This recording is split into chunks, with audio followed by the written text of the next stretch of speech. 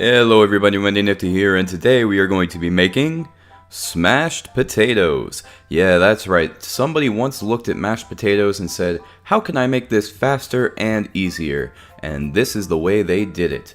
This is also the side dish for tomorrow's nifty recipe based on my review of Lovely Planet, so let's get started.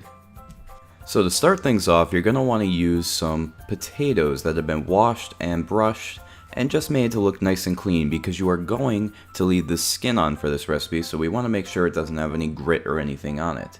Now you can use Yukon Gold potatoes, white potatoes, red potatoes. Personally, I like red potatoes, but I felt like the Yukon Gold today, so that's what we're going to be using. So you just want to take them all and cut them up into small pieces.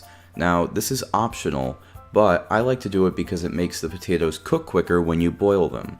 Once you have all of your potatoes cut up into nice small pieces, just drop them into your pot, cover them with water about 2 inches above the top, and then put some salt in the water, put that right onto your stovetop, put your heat to high and get that water boiling. It will boil faster if you leave the lid on though, so I recommend doing that.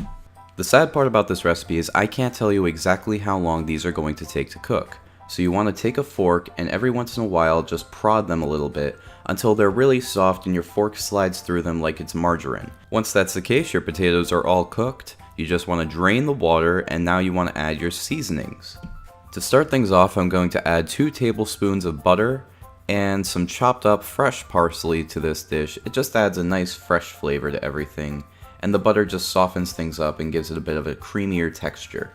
As for the actual spices, we're going to want to add in some pepper, some dried dill, or fresh dill if you have it, some garlic powder, some salt, and you just want to grind in some whole nutmeg. You can use this stuff in a jar if you like, but I like to use the whole nutmeg because it has a much more potent and fresh flavor. Now you just want to take a potato masher and smash this stuff up, and as soon as it gets to a nice combined state, you want to add in just a little bit of milk. This is going to smooth it out a bit, but unlike mashed potatoes, you don't want to add too much and make it really creamy and just a paste. You want this to have a little bit of texture and a little bit of character to it. As soon as you're done with that, just be sure to taste for seasoning and adjust if necessary. I think mine needed a bit more salt, so I added that in. And then you are all set. You are done with your smashed potatoes. Serve them on the side of pretty much any classic American dish. And if you want to see these beautiful meatloaf and gravy recipes, just head on to tomorrow's video when it's uploaded, and you will be ready to have yourself a down-home American meal.